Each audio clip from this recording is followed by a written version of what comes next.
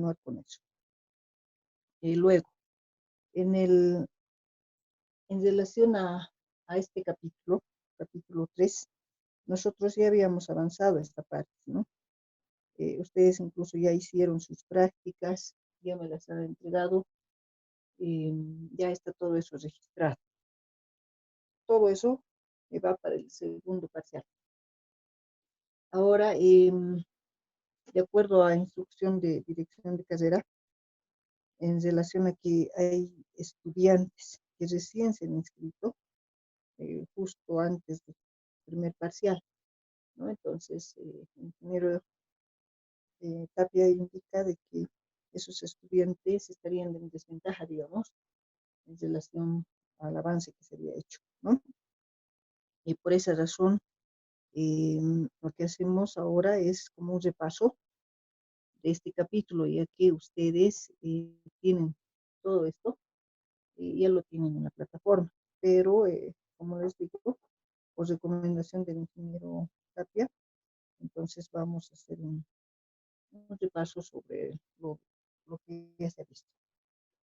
Ahora, eh, capítulo 3, curva normal, también se lo denomina como distribución normal.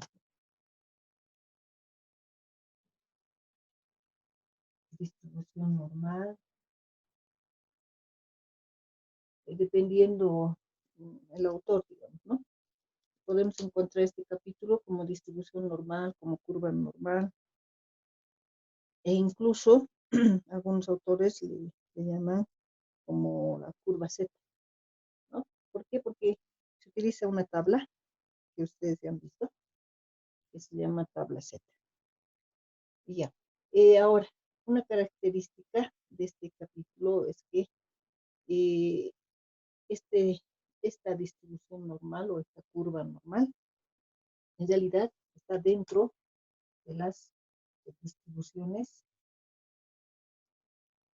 probabilísticas,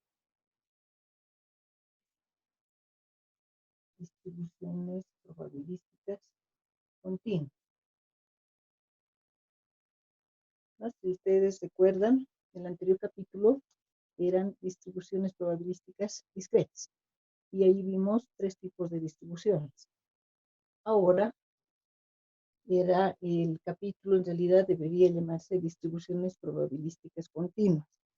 ¿Por qué continuas? Porque vamos a trabajar con datos, con características que están referidas a variables cuantitativas continuas.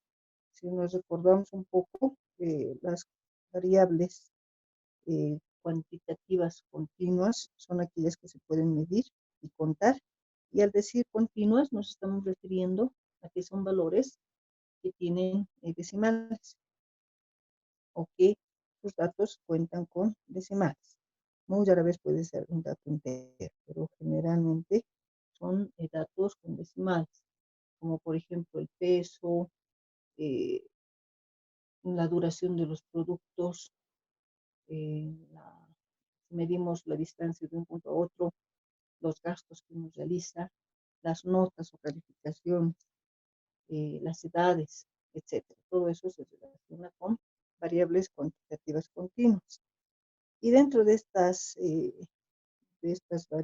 distribución probabilística de variables continuas, se tienen también varios grupos, varios tipos de distribuciones. La más utilizada en este caso es la distribución normal o curva normal. Por esa razón, en este capítulo solo vamos a trabajar con este tipo de distribución, no vamos a tomar otro tipo. Entonces, hablamos un poquito más, damos más énfasis a esta distribución. Tenemos, por ejemplo, vamos a referirnos a las características.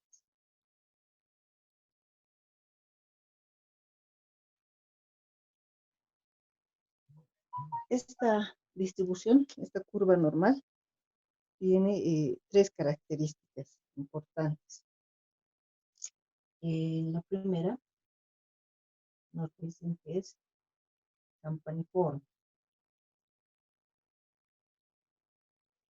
campaniforme, es decir, que tiene forma de campana. Eso nos da a entender, ¿no?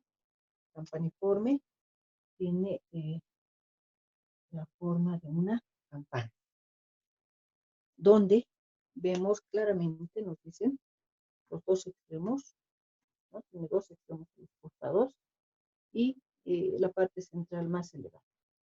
Por eso se la denomina la curva normal como campaniforme, forma de campana.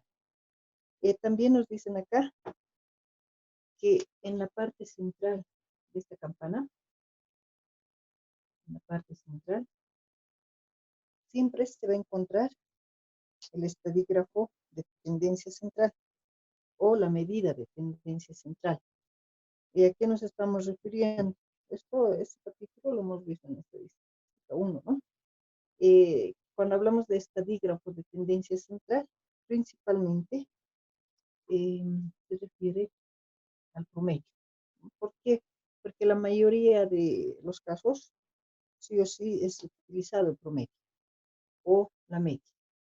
Pero también podríamos estar hablando de la mediana o de la moda, dependiendo con qué estemos trabajando, ¿no?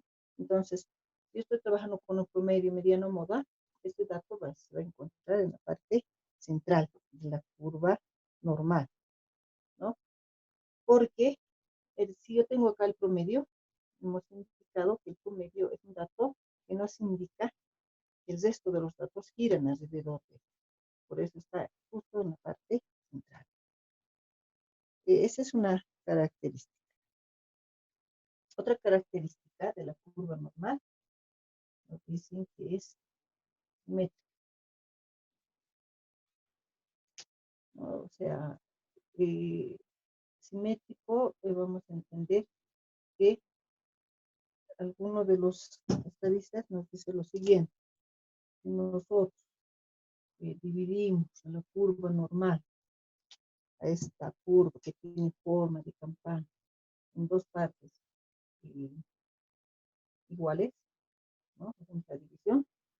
Entonces, como se dice que es simétrica, todo lo que suceda a un lado va a suceder al otro lado, ¿no? Eso es lo que nos quieren decir cuando es simétrico, ¿no? Es como poner un espejo, dicen, y todo lo que suceda acá se va a reflejar al otro lado. Eso vamos a entender como simétrico. También nos dicen lo siguiente, que todo el área bajo la curva normal, toda esta área, generalmente uno se expresa de esa manera. Se dice allá el área bajo la curva normal. ¿Por qué? Esta es la curva y todo esto es el área. Entonces, esta área está bajo esta curva, ¿no? Entonces, toda esa área bajo la curva normal, todo esto vale 100%. Siempre y cuando trabaje en porcentaje. O toda esta área, que hablo en términos de probabilidad, vale 1. Luego, si yo trabajo de la mitad para un lado o de la mitad para el otro lado, me recuerdo que si todo esto vale 100%, entonces de la mitad para un lado para otro lado va a valer 50%, ¿no? 50-50. O si trabajo en términos de probabilidad, de la mitad para un lado para otro va a valer 0,5. ¿Ya? Esas son las áreas que uno tiene que recordar para poder trabajar luego con algunos ejercicios.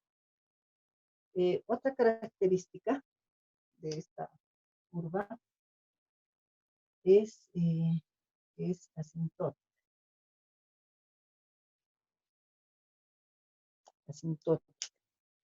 Este término está relacionado con las asíntotas que ustedes han visto en algún momento en algún gráfico, ¿no? Las asíntotas, cuando uno grafica las hipérbolas.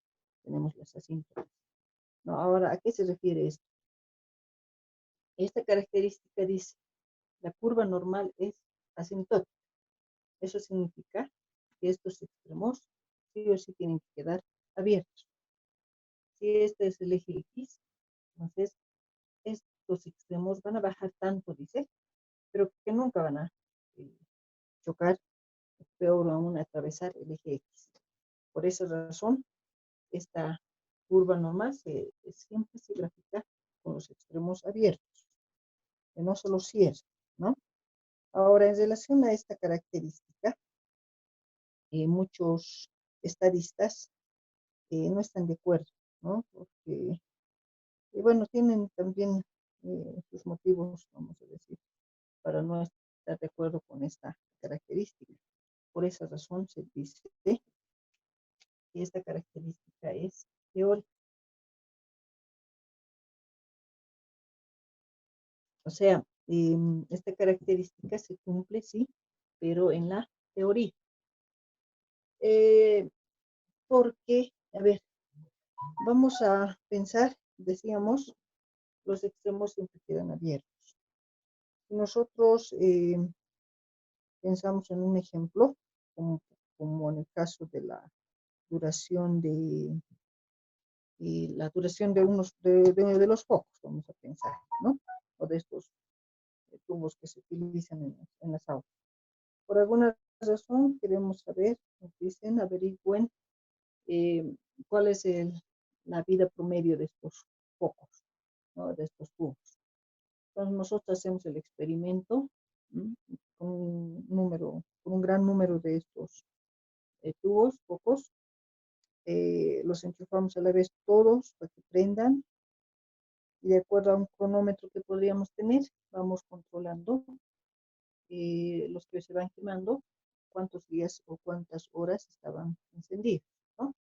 Y de esa manera vamos a ir obteniendo los datos, ¿no? Si tengo mil tubos, 1000 focos, entonces voy a tener 1000 datos. Y como la duración es una variable cuantitativa continua, entonces si yo grafico esos datos, me va a dar una forma de campana, que es una variable cuantitativa continua. Entonces, en la parte central, decíamos, va a estar el promedio. Eh, si hablamos, podemos hablar acá en días, en horas, no sé. Podríamos, vamos a pensar en días. Tomando en cuenta la parte central como promedio, entonces, no sé, podríamos decir unas 200 horas, ¿no? Como promedio. Entonces, la mayoría de esos tubos o focos duran alrededor de 200 días. Pero, sin embargo, cuando hacemos el gráfico, vemos que algunas duran menos días y otras duran más de 200, significa, ¿no? Por eso se forma la curva normal. Ahora, si nosotros aceptamos esta característica como verdadera, como aplicable, vamos a aceptar en nuestro ejemplo. En este ejemplo estaríamos aceptando, tengo esto, que esta curva dice va a bajar, pero nunca va a chocar, ¿no? Por lo tanto, vamos aceptando que por lo menos uno de esos focos va a durar eternamente, ¿no? Porque nunca va a chocar al eje, nunca va a volverse cero. Eso es lo que estaríamos aceptando, y sabemos que eso no es cierto, ¿no? Puede durar, no sé, 300, 500 días, pero sin embargo, va a haber un momento en que se va a quemar. Entonces, eso va a cerrar, vamos acá, va a cerrar el eje X. Entonces, por ese lado se cierra. Por este lado, también podríamos, dicen, comenzar con 0, porque yo tengo, podríamos comenzar de esta manera, cerrando. ¿Por qué?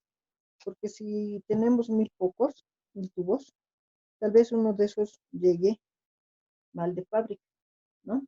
Entonces, enchufamos todos y hay uno que no se prende, por lo menos uno. Entonces, eso ya es 0 días, no ha durado nada. Y así va, ¿no? Algunos duran un día, 2, 5, vamos, va subiendo hasta lo máximo, que es 200. Luego va pasando de 200. Entonces, si pensamos en ese ejemplo, esta característica no se cumple, ¿no? Los extremos se cierran en algún momento. Pero sin embargo,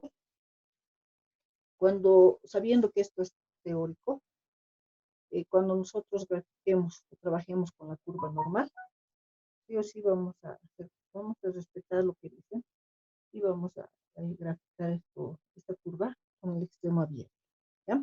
Entonces no nos vamos a hacer mucho lío en eso y vamos a tener esa situación.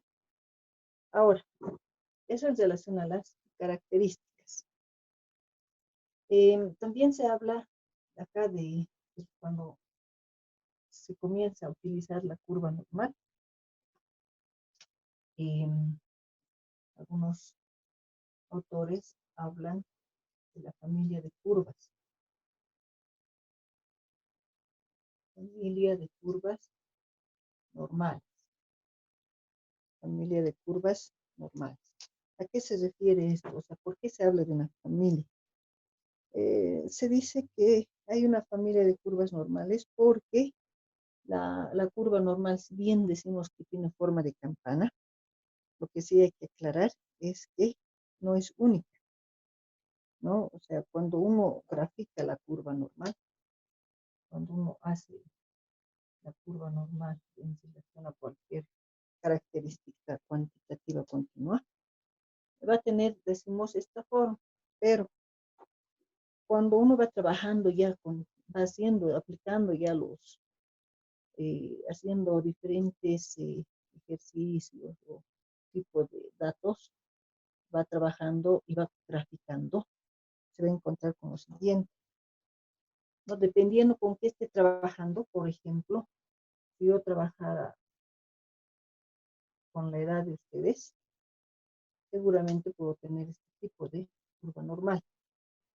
¿no? Donde tengo sí dos extremos, pero la parte central más elevada. Entonces, uno dice, esto es curva normal, ¿no? Porque nos han dicho que es forma de campana, pero a mí me está saliendo esta curva. Entonces, decimos, sí, es curva normal, porque tiene dos extremos y una parte central más elevada. Ahora, ¿por qué me puede dar este gráfico? Si trabajo, les decía, con ustedes en relación a su edad, como estamos en turno de la mañana, podemos pensar que su edad esta es relativamente homogénea, ¿no? Eh, hay muy, no nos olvidemos que en la parte central está el promedio. La mayoría está alrededor del promedio, muy pocos están sobre el promedio, un poco alejados, y otros menos del promedio, ¿no? Aquí debemos estar hablando del caso de Ángela, por ejemplo, ¿no? Debe estar está por ese lado, ¿no? O más abajo del promedio. Y los demás muy pocos sobre el promedio, pero la mayoría está alrededor, con su curva va a ser de esa manera. Si yo trabajo con el gasto que realizan por día, no sé, o por semana, seguramente me va a dar una curva de esa manera. Entonces, nuevamente, ¿esto es curva normal? Sí. Tiene extremos y tiene la parte central más elevada, pero esta curva es más achatada, más aplanada. ¿Por qué? Porque los datos son relativamente heterogéneos, ¿no? O sea, no todos gastan el mismo monto. Debe haber estudiantes que gastan mucho y estudiantes que gastan muy poco, ¿no? Entonces, ¿qué nos está diciendo esto? Cuando uno grafica la curva normal y de acuerdo a la forma que tenga su gráfico, su curva, entonces vamos a saber si los datos son relativamente homogéneos. Cuanto más elevada, más los datos más homogéneos. Cuanto más achatada, los datos más heterogéneos. Entonces, la curva normal no siempre va a ser como este pintado de rojo, ¿no? Puede ser más elevado, puede ser más achatado. Entonces, tiene una infinidad de curvas. Por eso se llama familia de curvas normales, ¿no? Entonces, la aclaración acá, cuando uno grafica estos datos, no siempre va a ser forma de campana perfecta. Puede variar en relación a la elevación de su curva, que puede ser mayor, puede ser menor. Y eso, esa aclaración. Ahora, una vez que se da a conocer esta distribución de esta familia de curvas, o cuando los estadistas nos hablan de la curva normal, que siempre voy a tener una curva normal cuando trabaje con datos cuantitativos continuos, entonces dicen hay que darle una utilidad a este descubrimiento. Eh, y hablan de áreas bajo la curva normal. En un principio nos dan 3 áreas para trabajar con esta curva. Tenemos, por ejemplo, la curva normal. Dijimos en la parte central va a estar el estadígrafo o la medida de tendencia central. En este capítulo, sí o sí vamos a trabajar con población. Ya no se les va a indicar. Ustedes ya toman como una población los datos. No importa que sean pocos datos, igual vamos a pensar que es población. Si es población, entonces decimos que aquí el símbolo en la parte central ya no es X bar, es mu. Estoy hablando de población. Ahora, la primera área que nos dan para trabajar, vamos a ver esta.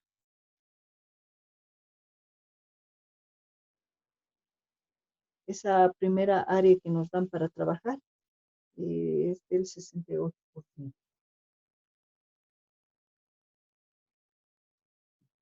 68%, y esta área, 68% va desde el promedio, mu, el promedio va desde el promedio menos una vez la desviación estándar. La desviación estándar es sigma, hasta el promedio más una vez la desviación estándar. Aquí es 1 por sigma, aquí 1 por sigma. Esa es la primera área. Luego también nos hablan de un 95%. Pensé que está por ahí. 95%. Esta área va del promedio menos 2 veces la desviación estándar hasta el promedio más 2 veces, o sea, 2 por sigma. Toda esta. Y por último, nos dan esta área, la estoy pintando de negro, que es del 99%. ¿No? Todo lo que está de una barra negra a la otra. Esta área va del promedio menos 3 veces la desviación estándar hasta el promedio más 3 veces la desviación estándar. 3 por sigma. Entonces, esas son las áreas que nos dan para trabajar.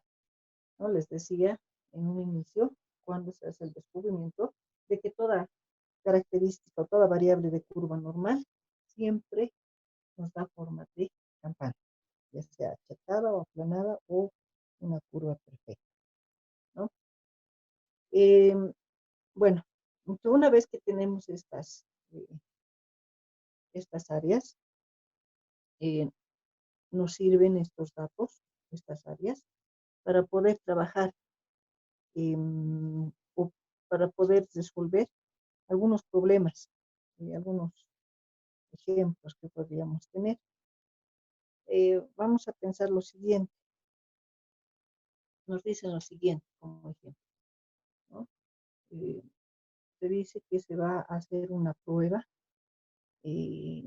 sobre la duración de unas pilas alcalinas. Ya se va a tomar en cuenta un grupo de pilas alcalinas y se va a medir su vida promedio, si quiere. Entonces se hace el experimento y se llega a obtener el siguiente resultado. Como estamos hablando de población, entonces para nosotros nos dicen el promedio de vida de estas pilas es 19, horas. O sea, dura en promedio 19,0 horas y su desviación estándar ya una vez realizado, aplicadas las fórmulas y demás, da 1,2. Esos son los datos que nos dan, ¿no? Promedio y desviación estándar. Y nos hacen tres preguntas.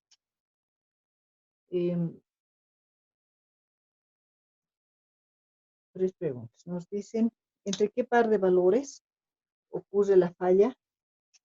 ¿Entre qué par de valores ocurre la falla del 68% de las pilas?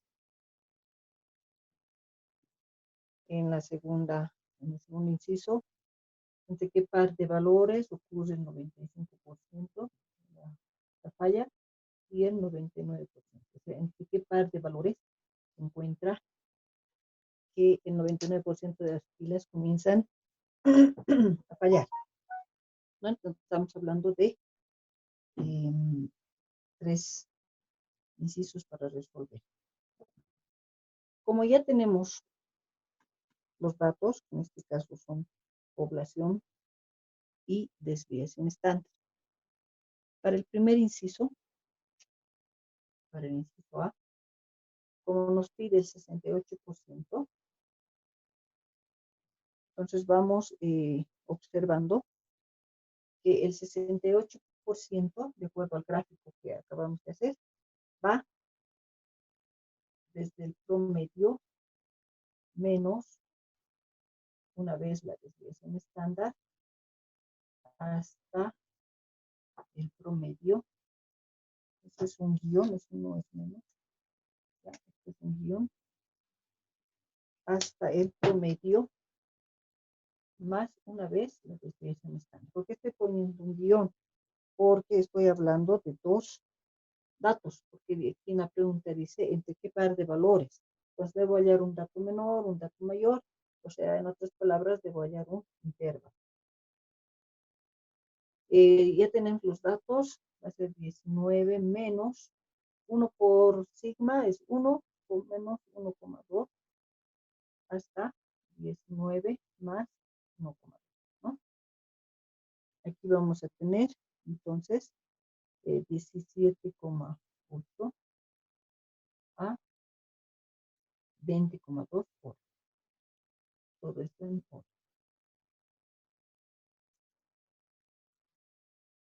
Ese es el inciso A.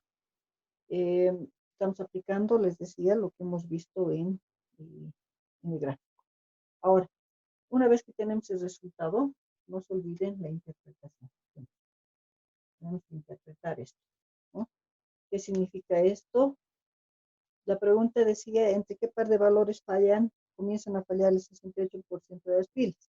Entonces decimos que en la interpretación, el 68% de las pilas comienzan a fallar entre 17,8 a 20,2 horas, ¿no? Esa sería la interpretación.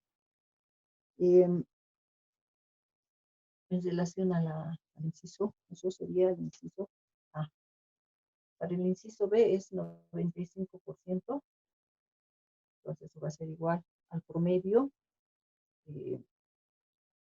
19 menos 2 veces, 2 por 1,2, la desviación estándar, hasta el promedio más 2 veces la desviación estándar, ¿no? O sea, eso es lo que nos dice en el 95%.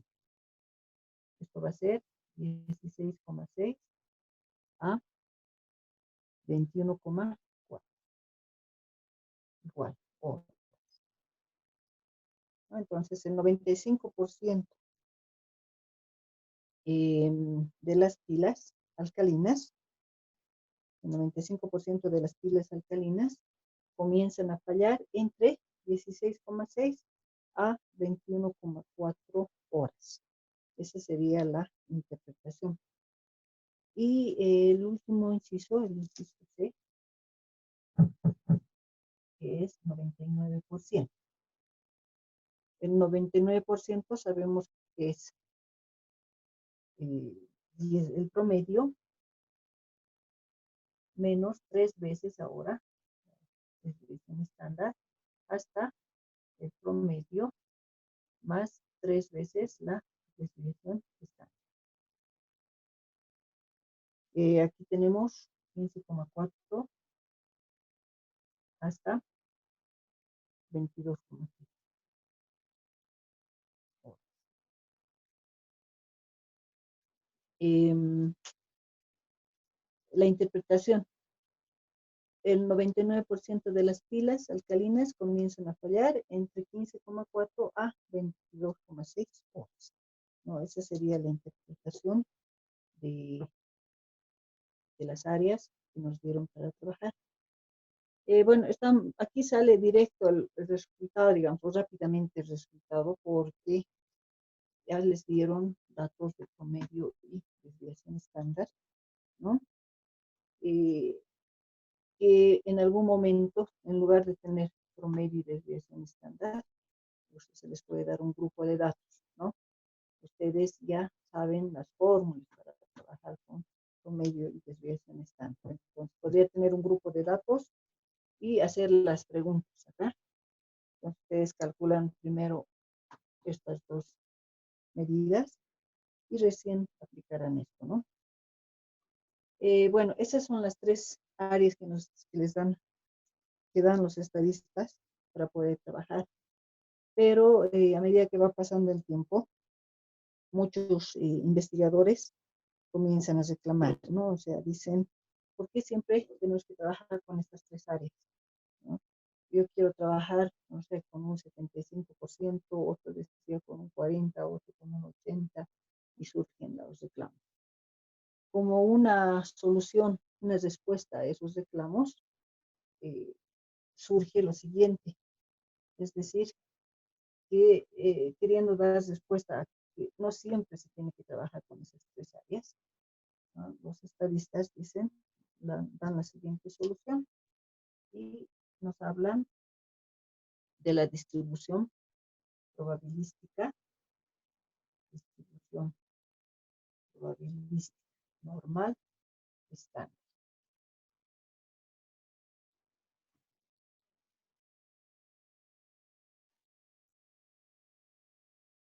Distribución probabilística normal estándar. ¿Qué es lo que se hace acá ahora en este tipo de distribución? Lo que se pretende es trabajar con diferentes áreas, no siempre con las otras 3 que se han hablado hace rato, ¿no? Cuando se habla de normal estándar, entonces se refiere a que tenemos que estandarizar los datos. Acá, si se recuerdan, se habla de esta fórmula, ¿no? De la tabla Z, en la cual se va a estandarizar los datos. Bueno, acá ya se va a cortar la clase. Lo que les quería recomendar es lo siguiente. Estamos comenzando este punto. Para continuar, yo voy a grabarles un video continuando sobre este punto y lo voy a subir a la plataforma, igual que esta clase de ahora. Se va a subir a la plataforma para aquellos que no han podido ver o estar en la clase. Y posteriormente, el próximo jueves, nos volvemos a ver a esta hora y vamos a continuar para terminar ya este capítulo y comenzar con el siguiente, con el capítulo 4. Hasta ahí, alguna consulta, jóvenes, alguna duda que tengan.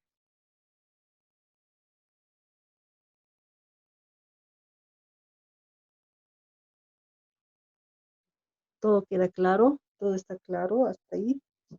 ¿Entendido lo que se ha visto? Sí, sí. Ya, porque si no decimos nada, bueno, yo estoy pensando que todo están entendiendo y que no van a tener problemas posteriormente, ¿no? Para el examen. Entonces, aquí quedamos, como les decía, y nos vemos el próximo jueves, los jueves.